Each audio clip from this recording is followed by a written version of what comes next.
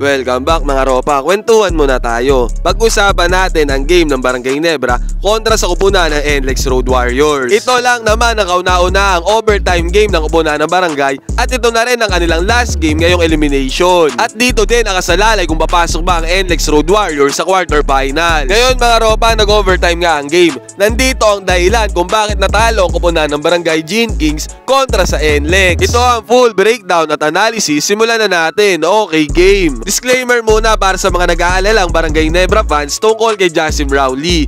Cramps po ang nangyari kay JB, hindi kahit anong injury, pulikat po. Okay, first quarter mga ropa. Ang lineup dito ng Barangay Nebra: Maverick Amnesia, Scotty Thompson, Japet Aguilar, Justin Brownlee at Stephen Holt. At take note, ang depensa na gamit dito ng NLEX Road Warriors ay zone defense. Hindi sila nag-man-to-man defense sa starting quarter. Napansin ko na ang plano dito ng NLEX Road Warriors ay ayaan si Japet Aguilar na mag-roam sa ibabaw. Makagalaw si Japet Aguilar ng libre dyan sa may mid-range at 3-pointer. Hindi yan tatauhan ng NLEX dahil meron naman silang zone defense na nakabantay dito sa may mid-range. Automatic may sasalo dyan mga ropa kung maka-open man si Japet Aguilar dito sa may mid-range. So ito mga ropa, napansin ko din na nabasa din agad dyan ang kupunan ng Barangay Nebra na zone defense ang ginagamit sa kanila ng NLEX. Simple lang ang ginawa dito ni Scotty Thompson. Nanggaling siya dyan sa ibabaw at pumesto siya dyan dito sa may gitna ng mid-range or sa may free throw line. Dahil nga zone defense ang gamit ng NLEX, ibig sabihin maluwag dito sa may gitna sa punestoan ni Scotty Thompson. Kaya easy pass lang ang ginawa dyan ni Maverick Amnesia. Mid-range shot ni Scotty Thompson, basket is good. The next play mga ropa, iwan si Japet Aguilar dito, pero dahil na rin yan sa screen na to ng NLEX. Easy 2 points para kay Miranda. Pansin ko dito sa depensa naman ng Barangay Nebra, naka-drop defense si Japet Aguilar dito sa may ibabaw. Hindi niya inaangatan yung may hawak ng bola sa NLEX. Kaya dito sa pagkakataon na to, open yung players ng NLEX dahil nga naka-drop defense si Japet Aguilar. Nakapag-facilitate tuloy na maayos, nag-help defense dito si Justin Brownlee at kumat dito ang NLEX. Napakaganda ng cut, kaya libreng-libre, easy 2 points. Sumunod mga ropa, sariling kayod ni Stephen Holt. Kahit zone defense ang gamit dyan ng Phoenix, nagawa na ang paraan niya ni Stephen Holt. Basket is good, no problem. At dito sa possession na to mga ropa, umangat na si Japet Aguilar dito sa may depensa sa ibabaw. Pero masyadong mabilis sa kanya si Robert Boli kung kaya't nakasalaksak ito sa paint, easy layup. At ito na yung signature screen at play ng Barangay Nebra. High screen ni Justin Brownlee kay Maverick Amnesia. Kuwang-kuha ni Justin Brownlee ang dalawang player sa kanyang screen, kaya open na open si Amnesia dito sa mid-range. At kapag may play, may score. Easy 2 points para kay Maverick. Sinubukan naman ni JB32 ang depensa dito ng NLEX Road Warriors. Favorite spot ni JB32 ang mid-range, kaya basket is good para kay Justin Brownlee. Pumawi naman si Berto Robert Bolick sa kabila ng kanyang step back 3-pointer. At RJ Abarientos mga ropa, binigay ulit kay JB32 ang bola sa mid-range. This time nag-adjust na ang NLEX Road Warriors at nagpadala na sila ng tulong dito. Pinagtatluan na nila si Justin Brownlee. Yun nga lang, bago nila magawa ito ay naipasa na ni JB32 ang bola sa cutting na Stephen Holt na nagresulta naman sa outside pass at kick out dito kay Scotty Thompson.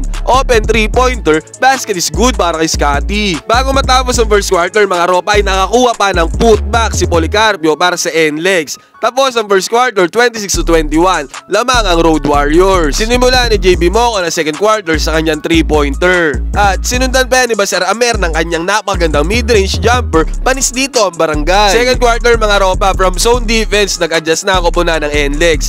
Nag-man-to-man defense na sila. At ang nautusan na magbantay kay JB32 dito ay si JB Mocon. Tao-tao ang kupunan ng NLEX at binigay na nga kay Justin Brownlee ang bola. Napakalayo niyan mga ropa, nasa 4-point line si JB32, pero grabe pa rin ang dikit ni JB Mocon dahil nirerespeto ni JB Mocon ang 4-point shot ni Justin Brownlee. Ito din talaga ang naging epekto ng 4-point line. Napakahigpit ng depensa sa ibabaw pa lang ng mga players. At hindi naman nagkamali si JB Mocon dito ng pagdepensa kay Justin Brownlee sa ibabaw dahil tinirahan siya dyan ni Justin Brownlee ng 4-point shot sa isolation. Panis dito si JB Mocon, basket is good para kay JB, no problem. Sa kabilang banda naman ay isolation din at bumawi si Baser Amer sa depensa naman ni LA Tenorio. Napaka-smooth at ganda ng galaw ni Baser Amer jumper, 3-pointer para sa kanya. At again, Justin Brownlee nakapwesto naman dito sa mid-range. Favorite na favorite yan ni JB. Dito madali lang iniwan ni Justin Brownlee ang depensa ng NLEX kung kaya't easy 2 points, no problem. Nakakuha pa si Maverick Amnesia ng kanyang version ng pass break, basket is good. Sa kabilang banda, Robert Bolick naman ang nagmando sa possession ng NLEX. High screen dito ang ginamit ng NLEX at nakadrop defense si Ben Adamos against kay Robert Bolick. Ang luwag ng minamandohan ni Robert Bolick sa ibabaw kasi nga nakadrop defense dito si Adamos. Pero dito penetrate ni Robert Bolick ang depensa ng Barangay Nebra. Walang nagawa dito ang koponan ng barangay kaya't easy 2 points para kay Berto, basket is good. Penetration naman ni Maverick Amnesia.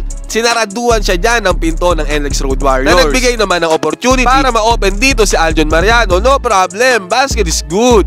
Sinundan pa yan ang mid-range jumper ni Japet Aguilar, mga ropa, at ang bilis ni Maverick Amnesia sa takbuhan kaya't easy 2 points ang napala niya. At grabe si Japet Aguilar dito, mga ropa, back to back mid-range jumper ang kanyang pinakita. Hindi lang isa kundi pangatlong mid-range jumper na to ni Japet Aguilar ang magkakasunod na pumasok. Pinanis naman ni Robert Bolick ang depensa ni Justin Brownlee sa transition. Nangingi pa ng foul si Berto dito kay JB32 at again high screen ang sinet dito ng NLEX Road Warriors kay Robert Bolick. Drop defense na naman ang nangyari at ginawa dito ni Raymond Aguilar kung kaya't nakapagmando si Robert Bolick sa ibabaw at na-penetrate niya dyan ang depensa ng Ginebra. Easy 2 points para kay Berto. At bago matapos sa second quarter, mga ropa, nakakuha pa ng isolation play si Justin Brownlee against kay JB Mocon. Panis na panis ang depensa dito ni JB Mocon para makuha ng Barangay Nebra ang alamangan sa first half. 43-39. Third quarter, mga ropa, masyadong mabilis ang import ng NLEX Road Warriors sa si Jones. Iwan dito si Justin Brownlee para sa easy 2 points. At grabe pa ang setup na ginawa dito ng NLEX kay Semerad. Open na open sa 3-pointer si Semerad, basket is good. Bumawi naman ang Barangay dito sa screen ni Japet Aguilar at sakat naman ni Scottie Thompson. Open na open naman dyan si Scottie Thompson para sa easy layup. Dito, mga ropa, depensa na naman ang kupunan ng Barangay. Pansinin natin dito yung pag-switch ni Japet Aguilar, pero si Stephen Holt hindi siya nag-switch at sumunod doon kay Semerad. Ang tendency nakuha sila sa depensa dito ni Robert Bolick at open na open si Semerad doon sa may 3-pointer. Pagkapasa ni Robert Bolick dyan, open 3-pointer, pinukol na yan ni Semerad. Basket is good para kay Anthony Semerad, no problem. Sa kabilang banda, nakabawi naman si Scottie Thompson ang kanyang penetration sa depensa ng NLEX. Sinaraduhan na siya dyan ng NLEX dun sa may loob, kung kaya't kinik out niya na ang bola kay Stephen Holt dun sa may 3-pointer. Bago pa makahabol ang depensa ng NLEX sa Stephen Holt, naipasa niya na ito kay Maverick Amnesia dun sa may corner. Hindi na nakahabol dyan ang kupunan ng depensa ng NLEX. Basket is good para kay Maverick. Tinapos si Jones ang third quarter sa kanyang napakalayong 4-point shot pa ni si Justin Brownlee. Pumunta na tayo ngayon dun sa may fourth quarter kung bakit nag-overtime tong larong to. Actually, mga ropa, ang daming deadlock at lead changes talaga sa buong game. At hindi sila nagkakalayo sa score kahit mga huling minuto na ng fourth quarter lang natitira. Dito nga nakakuha si Jones ng steal kay Justin Brownlee para sa paglamang ng NLEX sa pass break. Sa kabila naman ay bumawi si Japet Aguilar ng kanyang mid-range jumper, lamang naman ang kupunan ng Barangay Nebra. Ang bawi naman ni Jones dito ay kanyang mid-range jumper sa may corner. Basket is good yan para kay Jones, lamang naman ang kupunan ng NLEX. At sa kabilang banda ay sinolo na ni Justin Brownlee ang bola. Sinalaksak niya na sa paint, panis ang depensa dito ni JB Mocon. Basket is good para kay Brownlee. At nakakuha dyan ng stop ang kupunan ng Barangay para sa fast break again. Justin Brownlee na naman ang nakakuha ng bola para sa pantabla, basket is good. At dito na nga nag-overtime, mga ropa, all 92 ang score. Pagbubukas ng overtime, mga ropa, nakapol agad ang NLEX dito ng 3-pointer sa tira ni Semerad. Tingin ko misunderstanding sa depensa ang nangyari dito kay Scottie Thompson at Japet Aguilar. Ang nangyari kasi dito, hindi nakipag-switch si Scottie Thompson kay Japet Aguilar at si Japet Aguilar naman ay nakipag-switch kay Scottie Thompson. Ang tendency, nakuha sila sa depensa dyan ni Robert Bolick, pareho silang dalawa at na-open si Semerad dito sa may 3-pointer. Kung walang switch, mga ropa, hindi dapat susunod si Japet Aguilar at mag-i-stay siya dito sa harap ni Semerad.